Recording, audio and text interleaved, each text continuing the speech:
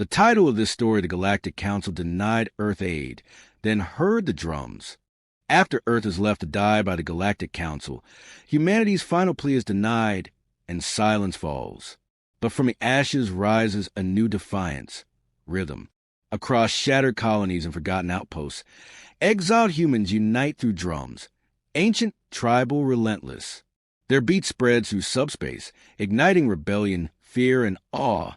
As the Council scrambles to understand this cultural uprising, Earth's fractured children return, not as conquerors, but as a pulse that cannot be silenced. In a galaxy ruled by logic and order, humanity forges a new voice through resonance and rage. The Council denied them aid. Now they must hear the drums. The Earth was burning. From orbit, it resembled a wounded animal, its clouds torn open by storms, its surface veined with molten scars. Smoke drifted beyond the exosphere, like the final breath of a dying world. Amidst it all, the last diplomatic transmission pulsed from an orbital outpost just beyond Luna's shadow, where the air still held silence and hope. Ambassador Kira Sen stood before a projection device, spine straight despite the trembling in her hands. Her uniform, once regal white and blue, was scorched at the edges, symbolic of Earth state, pristine ideals devoured by war and entropy. Behind her, engineers monitored failing systems. Most of the crew had already evacuated or perished in the orbital collapse days ago. She remained, members of the Galactic Council. Her voice rang out through the subspace net. Traveling light years in moments, this is Earth's final request. She paused, letting her words sink past the noise of thousands of worlds. In the Council chamber, a crystalline megastructure orbiting the binary suns of Ressus Prime, delegates stirred. Some leaned in, others dismissed the plea before it began. Humanity stands on the edge, Kira continued. Famine has taken the northern continents. Our oceans have turned against us. We are under siege by forces we warned you about years ago. They have breached the solar gates. Earth can no longer hold. The projection wavered, briefly flickering under power strain, then stabilized. You called us volatile, primitive, but when your borders were threatened by the Volari hive, we bled for your planets. When your medical crisis swept half a quadrant, it was Earth that distributed the cure. She stepped closer, her face filling the chamber's center display. We gave everything we had. Now we ask not for charity, but solidarity. In the silence that followed, Kira's heart pounded like a war drum in her chest. No one responded. Then, slowly, one delegate stood, tall and insectoid, the Cathari representative, his voice cool and devoid of empathy. Earth's instability is not our responsibility. The Council does not interfere with internal planetary collapse, especially from a member without active status. Kira's jaw clenched. Our status was revoked after your blockade crippled our trade. You turned Earth into a pariah, and now you watch us burn. Another voice, softer but no less cruel, joined from a crystalline species known for logic over mercy. You speak of solidarity, but humans have warred amongst themselves for centuries. Why should we invest resources into a failed species? Failed. The word struck like an open hand. Around the chamber, the voting nodes began to illuminate. One by one, the decision became clear. Denied. Aid denied. Evacuation routes denied. Humanity's relevance erased in the span of seconds. Kira said nothing at first. The outposts around her continued to crumble. Lights flickered. Air hissed from ruptured ducts. The Earth loomed large behind her, wounded but not silent. She leaned into the console, gaze steady, voice stripped bare diplomacy. Then you will hear us. And she ended the transmission. Far below, in the ruins of what was once Nairobi's orbital port, the first beat began. It was faint, metal against metal, a rhythm older than language. In the bunkers of old Detroit, scavengers thumped their fists on steel drums. In the fire-choked jungles of the Amazon, tribes emerged from hiding, striking bone against bark.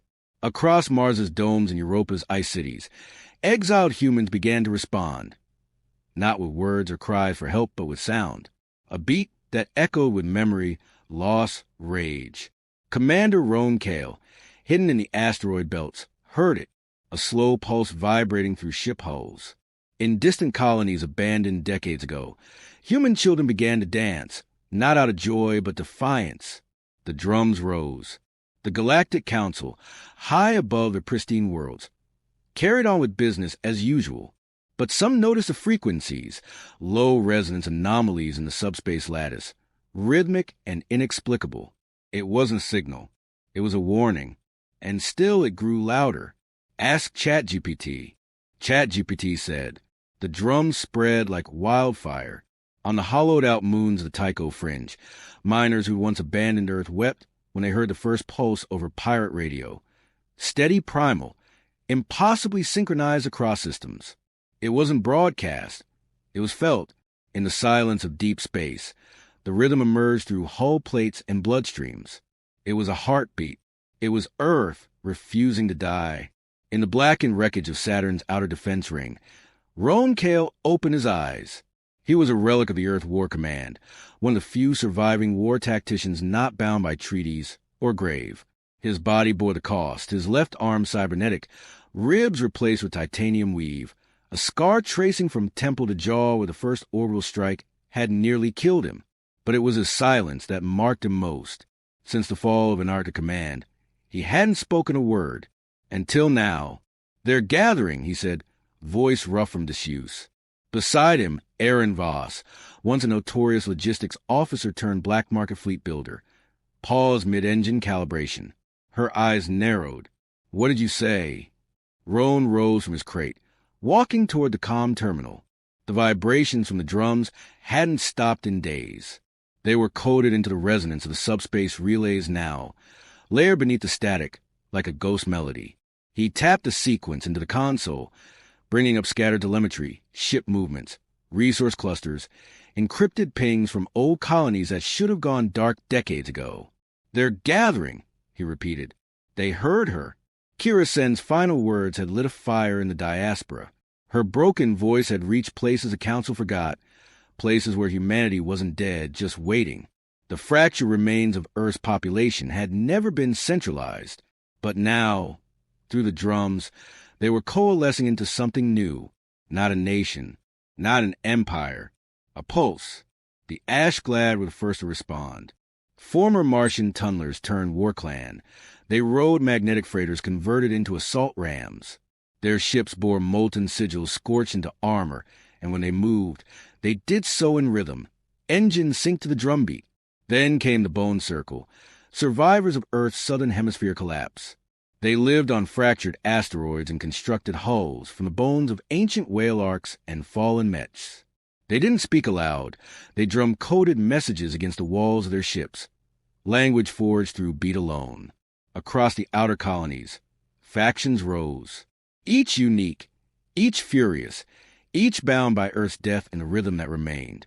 Roan activated the pulse beacon on the hull of his ship, a jagged destroyer called Mornstar. The beacon didn't transmit coordinates or orders. It simply joined the rhythm, amplifying it, announcing his return.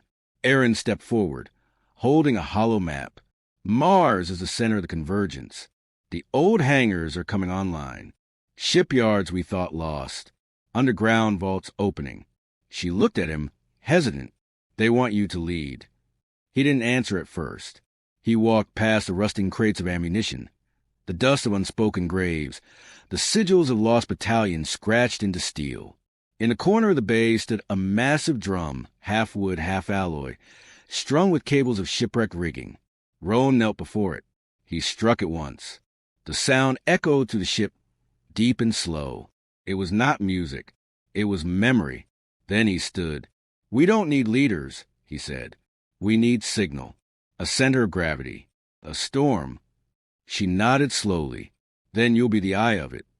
On Mars, under kilometers of red dust, the forge of Antares roared to life.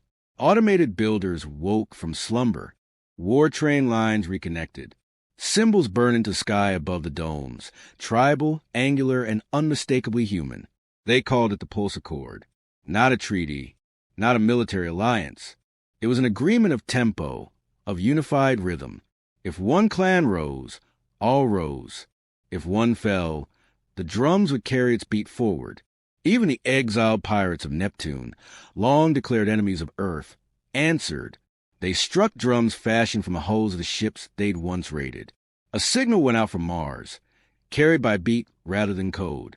It had no coordinates. It had no language. But across the stars, every human knew what it meant. Prepare. Because the Galactic Council might not have heard the screams, but they were about to hear the drums. The first tremor passed through the lattice of subspace like a whisper cracking glass on the diplomatic moon of Eltarian, where gravity was tuned to comfort and air filtered the scent of worry. The Council's subspace monitors flared crimson. Analysts scrambled, eyes scanning erratic data. No patterns, no threats, just rhythm, measured, repeating, unstoppable. Chancellor Vethmir watched in silence, his silver eyes reflecting cascading streams of interference. How long has this been happening? 72 hours, Chancellor, replied a technician, her voice trembling. The frequency is spreading through non-standard channels. It's not a communication, it's a phenomenon. He leaned closer. Through layers of static and distortion, there was again a distant drumbeat, as if some forgotten creature was pounding on the walls of the universe. It was not mechanical. It was alive. Elsewhere, the beat struck harder. On pleasure moons, where wealthy dignitaries floated in zero-gravity gardens, the rhythm infiltrated private headsets. Subtle at first, a curiosity, then invasive. Sleep broke under phantom percussion. Dreams became filled with fire, dust, and war masks painted in ash. In mining colonies and labor camps, it became an anthem. Workers began to move in sync, smashing tools to pulse, etching tribal sigils on walls. Riots followed, not random chaos, organized, like choreography forged in rage. The council convened an emergency session. Around the circular chamber, delegates argued in rising panic. This is psychological warfare, spat High Liaison Frel, scales rippling with unease. They are infecting our people with rhythm. They have no fleet capable of threat, replied the crystalline envoy Jather. They have no state, no formal armies. They are fractured. They were fractured, corrected Luranthis, a scholar from the Kalari archives. She stood apart from the diplomats, her robe simple, her voice calm. Now they are converging. What you see as chaos is a unifying signal. The drums are not war, they are identity made audible. You speak of them as if they become gods. Vethmir growled. No, Luran replied, but they become something you underestimated, a culture forged in annihilation. On the edge of council space, station Scylla's, 9 flickered with emergency lights. A freighter had arrived without broadcasting any standard codes. Its hull bore no faction insignia, only blackened steel and blood-red markings scorched into plating. Inside, the station soldiers expected a raid. Instead, the freighter opened and unleashed sound. Drums mounted to walls, echoing an impossible synchronization, pounded a warning beat. Soldiers dropped their weapons. Civilians began to weep. Some danced, as if possessed by ancestral ghosts. One woman clawed the council's emblem from her uniform and screamed the name Earth. Aboard the Mornstar, Roan Kale watched it all unfold across a dozen feeds. Every response, every tremor, every reaction, they were data points in a war unlike any other. Aaron stood behind him, grim. They still don't get it. They think we're just noise. That's all right, Roan said. Noise becomes thunder if you hit hard enough. He had no rank, no flag, but his ship was the first of the war drums, its hull shaped like a death knell, its weapons synced to pulse fire with each beat. They had repurposed everything, haulers, transports, even forgotten colony rigs, and turned them into rhythm-powered engines of pressure and fear. They were not an army. They were resonance incarnate. Across the stars, others answered. The Iron Pulse clan activated their deep core resonators beneath Mercury's crust, sending seismic waves that reached listening posts light years away. The Bone Circle encrypted war commands inside drumbeats that couldn't be intercepted. Children in distant outposts, raised on silence and exile, painted their faces with soot and marched with fists pounding on walls. It was not a rebellion. It was a reckoning. Back at the council, the fear sharpened. Panic bred proposals. Chancellor Vethmir demanded a strike, now, before Earth's broken children reached the inner systems. But the votes fractured. Some worlds sympathized. Others questioned the legality. A few simply listened to the beat and felt changed. Vethmir slammed his fist on the console. This is what we denied. This is what we left to rot. Now they bring drums instead of diplomacy. No, Laurent said quietly. They bring drums because you denied them diplomacy. Even as the debate raged, the Warfleet arrived. Dozens of human ships emerged from warp shadow around the Council's home system. Their engines glowed red, their designs brutal and asymmetric, unlike any standard fleet. They did not attack. Instead, they deployed an array of massive devices, floating drums kilometers wide, orbiting in formation. They activated, and space itself began to hum. The beat rolled through the system. Low, slow, final. The Galactic Council had denied Earth aid. But now, across every moon station and sky, they heard the drums. Ask ChatGPT. The sound could no longer be ignored. It coursed through the foundations of Council towers, through reinforced alloy and atmospheric shields. The great drums, suspended in orbit like totems of vengeance, pounded a rhythm that bypassed technology and sank into bone. It wasn't just heard, it was felt. Diplomats flinched. Military commanders reported inexplicable hesitation in their fleets. Even AI advisory corps began issuing irrational probability spikes, flagging the drumbeats as existential threats. In the council chamber, Chancellor Vethmir's claws dug deep grooves into the armrests of his throne. The rhythm filled the room without speakers. No feed, no channel. Yet there was, between every word, under every breath. They are posturing, he snarled. A bluff made loud. Silence them. No, came a voice behind him. Heads turned. A hologram blinked to life in the center of the chamber. Fractured static resolved into a familiar figure. Hair matted, eyes scorched with grief and resolve. Kira Sen, once presumed dead, now stood tall among them, not in flesh, but in presence. You silenced our words, she said, so we found a language you couldn't bury. Vethmir stood slowly. You were warned. Earth was given judgment. You chose retaliation. Kira shook her head. No, you chose indifference. We responded with memory. The chamber's light dimmed. Around the room, without command or signal, every display lit with images of Earth's burned cities, of children born in exile, of ships built in shadow, and then images of the pulse tribes, warriors drumming in zero gravity, dancers on asteroid fields, tribes forging weapons from broken starliners. We are not a fleet, Kira continued. We are not an empire. We are the echo of everything you thought would die quietly. Vethmir moved to cut the transmission, but the controls refused him. Static snarled as Kira's face flickered one final time. You wanted silence. You will have to earn it. The hologram vanished.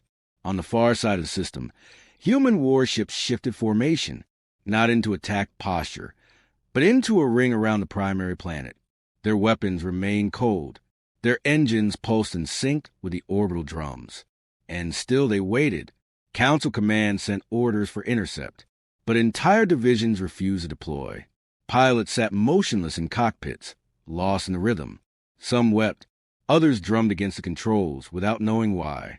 In the outer sectors, rebel factions rose up.